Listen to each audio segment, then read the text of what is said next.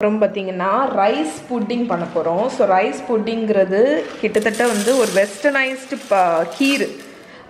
So வந்து ரொம்ப simple பண்ணுறது. ஸோ அதுதான் பண்ண போகிறோம். ஸோ நான் வந்து ஒரு கப் ரைஸ் எடுத்திருக்கேன். இந்த ரைஸ் வெரைட்டி வந்து நீங்கள் பச்சரிசி யூஸ் பண்ணலாம். இது வந்து என்ன ரைஸ்ன்னு பார்த்தீங்கன்னா இந்த ரிசோட்டோக்கெல்லாம் யூஸ் பண்ணுற ரைஸு. ஸோ 1 கப் ரைஸ் எடுத்திருக்கேன். இதை வாஷ் பண்ணிடலாம். ஸோ ரைஸ் வாஷ் பண்ணிட்டேன். ஸோ 1 கப் ரைஸுக்கு வந்து உங்களுக்கு 4லேருந்து 5 கப் வரைக்கும் பால் தேவைப்படும்.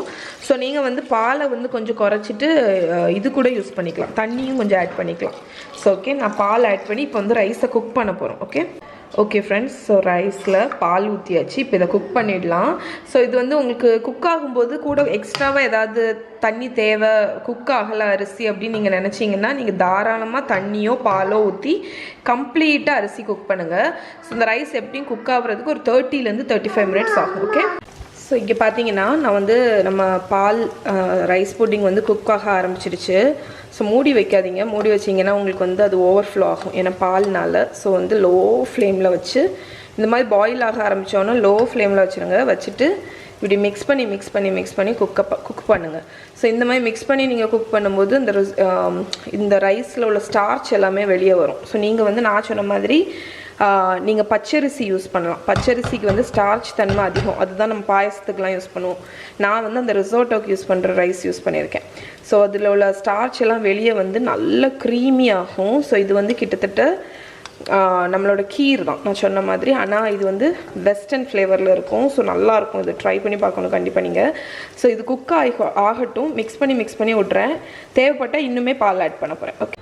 ஓகே, ஸோ நம்மளோட ரைஸ் புட்டிங்கில் உள்ள ரைஸ் வந்து கம்ப்ளீட்டாக குக் ஆயாச்சு. ஸோ சூப்பராக இருக்குது பாருங்க, இப்போவே க்ரீமியாக தான் இருக்குது. இப்போ நம்ம இதில் வந்து மற்ற இன்க்ரீடியன்ட்ஸ் எல்லாம் ஆட் பண்ண போகிறோம். ஸோ ஃபஸ்ட்டு சுகர் ஆட் பண்ண போகிறோம்.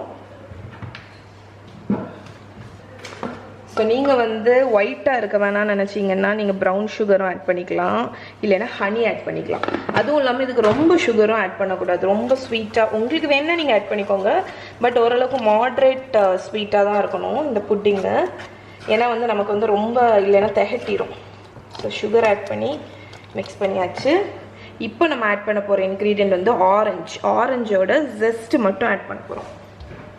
ஸோ ஆரஞ்ச் ஜெஸ்ட்டு நான் நிறைய தடவை சொல்லியிருக்கேன் உங்களுக்கு. அது என்னென்னா உங்களுக்கு வந்து ஆரஞ்சோட தொலி, அதை வந்து துருவி ஆட் பண்ணுறோம். ஸோ ஆரஞ்சில் எவ்வளோ ஃப்ளேவர் இருக்கோ அதை விட அதிகமான ஃப்ளேவர் வந்து அதோட தொலியில் இருக்குது.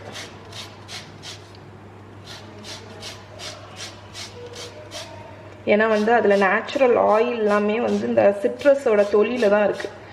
லெமனு, ஆரஞ்சு, அதோட ஸ்கின்ல தான் அதோட நேச்சுரல் ஆயில்ஸ் இருக்குது. ஓகே, ஸோ இங்கே பாருங்கள். ஸோ இதை ஆட் பண்ணிடுங்க.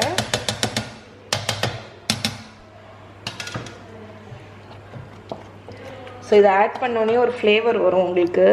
ஸோ ஆரஞ்சு கூட ஏலக்காய் பொடி. ஓகே, ஸோ ஆரஞ்சும் ஏலக்காவும் செம்மையாக இருக்கும். நீங்கள் வந்து உங்கள் ஃப்ளேவர் உங்களோட இஷ்டம் தான்.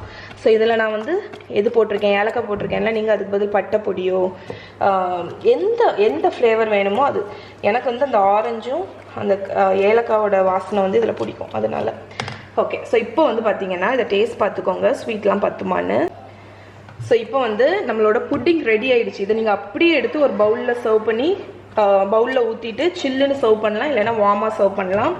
ஆனால் இதை எக்ஸ்ட்ரா க்ரீமியாக ஆக்குறதுக்கு நான் இங்கே 2 முட்டையோட மஞ்சக்கரு மட்டும் வச்சுருக்கேன்.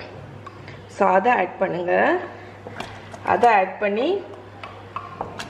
நல்லா மிக்ஸ் பண்ணி விடுங்க. ஸோ இந்த முட்டையோட மஞ்சக்கரு ஆட் பண்ணோன்னா உங்களுக்கு வந்து அது வந்து ஒரு எல்லோ ஷேடில் செம்ம க்ரீமி ஆகிடும். ஸோ இது வந்து ஆப்ஷனல், நீங்கள் வந்து க்ரீம் கூட கொஞ்சம் ஆட் பண்ணிக்கலாம். ஓகே, ஸோ இந்த ரெசிபி வந்து கம்ப்ளீட்லி நீங்கள் வந்து உங்கள் இஷ்டத்துக்கு நீங்கள் பண்ணிக்கலாம். ஓகே, ஸோ இங்கே வந்து எவ்வளோ க்ரீமி ஆகிடுச்சுன்னு. ஸோ அந்த எக் யோக் ஆட் பண்ணோன்னே அது ஒரு ரிச்னஸ் கொடுக்கும், ஒரு க்ரீமினஸ் கொடுக்கும். அவ்வளோதான், நம்மளோட ரைஸ் புட்டிங் ரெடி ஆகிடுச்சு. இதை சின்ன சின்ன பவுலில் சர்வ் பண்ணிடலாம்.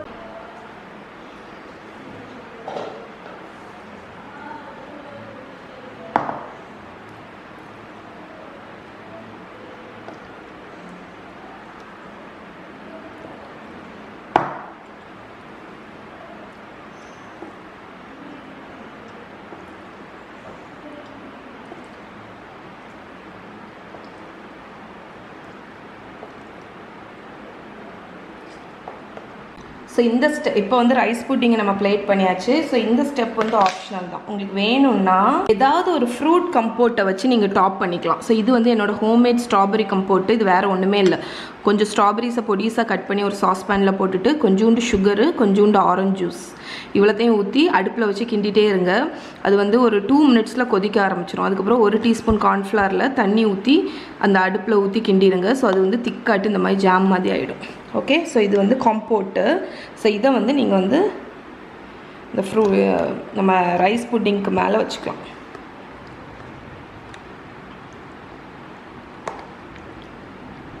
ஸோ இது வந்து ரொம்ப நல்ல ஒரு டெக்ஸ்சர் கொடுக்கும். ஏன்னா வந்து நம்ம புட்டிங் வந்து ஸ்வீட்டாக இருக்குமா, இது வந்து லைட்டாக ஒரு புளிப்பு தன்மை இருக்கும். இதுக்கு மேலே நட்ஸ் வேணுன்னா நீங்கள் போட்டுக்கலாம். ஸோ சாப் பண்ணி வச்சுருக்கிற நட்ஸ். ஓகே ஃப்ரெண்ட்ஸ், ஸோ நம்மளோட சூப்பரான ரைஸ் புட்டிங் செம்மையாக ரெடி ஆகிடுச்சு பாருங்கள். இது நீங்கள் ஒன்று வார்மாக சர்வ் பண்ணலாம், இல்லைன்னா